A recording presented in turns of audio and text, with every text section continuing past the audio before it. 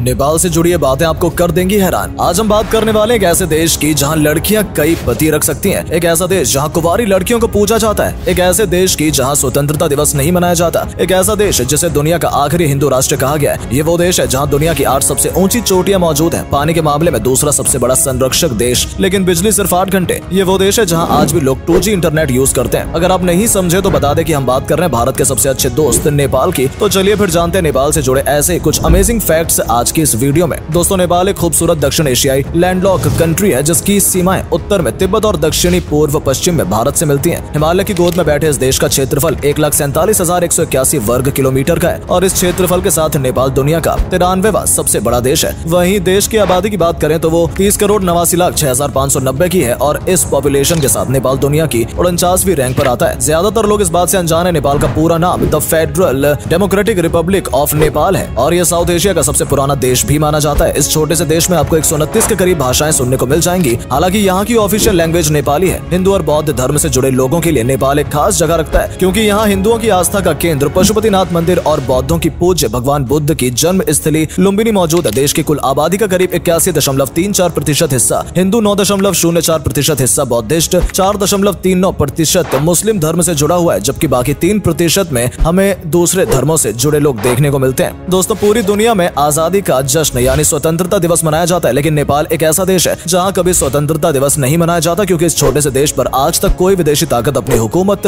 जमा ही नहीं कर पाई है। हाँ, यहाँ कई राजा महाराजाओं का शासन रहा है, लेकिन ब्रिटिशर्स, डच और दूसरे विदेशी ताकतें यहाँ अपने पैर नहीं जमा पाई। दिलचस्प है लेकिन सच है कि अगर आज आप नेपाल के नक्शे को 90 डिग्री पर घुमाएंगे तो ये बिल्कुल पुर्तगाल जैसे शहर नजर आएगा। ये एक ऐसा देश है जहाँ महिलाओं को अपनी मर्जी से शादी करने की आजादी भले ही नहीं है, लेकिन एक से ज्यादा शादियां करने की इजाजत जरूर है। जी हाँ, यहाँ लव मैरिज बहुत कम होती है, लेकिन एक लड़की एक से ज्यादा पति रख सकती है। साथ ही यहाँ कुंवारी लड़कियों को देवी की तरह भी पूजा जाता है और यहाँ एक कुमारी मंदिर भी है। यूं तो दुनिया में सभी देशों के फ्लैग्स रेक्टेंगुलर शेप के हैं, लेकिन नेपाल एकमात्र ऐसा देश है जिसका फ्लैग 2 ट्रायंगल से मिलकर बना हुआ है। इस झंडे में दिख रहे ये त्रिकोण यहाँ बसे माउंट एवरेस्ट और इन पर छपे ये चांद और तारे यहाँ के विभिन्न धर्मों के लोगों की एकता के प्रतीक है। दोस्तों, नेपाल आखिरी हिंदू राष्ट्र है। दरअसल काफी साल पहले तक ये एक हिंदू राष्ट्र हुआ करता था। हालांकि एक हिंदू राष्ट्र के तौर पर इस देश को कभी मान्यता नहीं मिली। वहीं साल 2007 में नेपाल के संविधान में कुछ संशोधन किया गया और ये एक धर्मनिरपेक्ष राष्ट्र बन गया। क्या आपको यकीन होगा कि नेपाल में इस समय 2023 नहीं बल्कि 2079 चल रहा है? जी हाँ, आपने बिल्कुल सही सुना, लेकिन टाइम में इतना हेरफेर कैसे, चलिए बताते हैं। लेकिन ये खुफिया जानकारी हासिल करने से पहले वीडियो को लाइक करके शेयर तो कर दीजिए। दरअसल दोस्तों, नेपाल का कैलेंडर शक संवत या ग्रेगोरियन टाइम को फॉलो नहीं करता है, बल्कि यहाँ का कैलेंडर विक्रम संवत को फॉलो करता है और ये नेपाल का खुद का कैलेंडर है जो सूरज और चांद के मूवमेंट पर आधारित है। वैसे जब भी कोई कहीं जाता है, फिर चाहे वो मीटिंग अटेंड करनी हो या दोस्तों से मिलना हो, हर कोई सबसे पहले हाथ मिलाता है, फिर मीटिंग आगे बढ़ती है। लेकिन दोस्तों, नेपाल में हाथ मिलाने का कल्चर नहीं है। जी हाँ, यहाँ हाथ मिलाना अच्छा नहीं समझा जाता, या यूं कह लीजिए कि ये इनके कल्चर का पार्ट नहीं है। यहाँ लगभग सभी लोग हाथ जोड़कर नमस्ते करते हैं, जिसका मतलब होता है कि मैं आपके अंदर ईश्वर को नमन करता हूँ। दुनिया भर में दोस्तों कई पर्वत चोटियां हैं, लेकिन हैरानी की बात यह है कि इनमें से 8 सबसे ऊंची चोटियां नेपाल में मौजूद है, जिनमें से एक है दुनिया की सबसे ऊंची चोटी माउंट एवरेस्ट, जो कि 8,849 मीटर की ऊंचाई पर मौजूद है। वैसे सिर्फ ऊंची चोटी ही नहीं बल्कि इस देश में सबसे गहरी घाटी भी देखने को मिलती है। इस घाटी की गहराई 4,375 मीटर है और इसे काली घाटी के नाम से जाना जाता है। इसे दुनिया की सबसे गहरी घाटी कहा जाता है, जो गंडकी नदी द्वारा बनाई गई है। वेल, अगर आप भी बाएं हाथ से खाना खाते हैं तो नेपाल जाने से पहले अपनी आदत आपको बदल लेनी चाहिए, क्योंकि यहाँ इसे अच्छा नहीं माना जाता है। आपको जानकर हैरानी होगी, लेकिन नेपाल की कैपिटल सिटी काठमांडू कभी एक झील हुआ करती थी, और ऐसा हम नहीं बल्कि जियोलॉजिस्ट का कहना है, जिनके हिसाब से काठमांडू पहले एक झील थी, लेकिन प्रकृति के बदलाव के चलते ये आज एक लैंडलॉक जगह है। काठमांडू की बात हो रही है तो बता दें कि इस शहर में कुल 7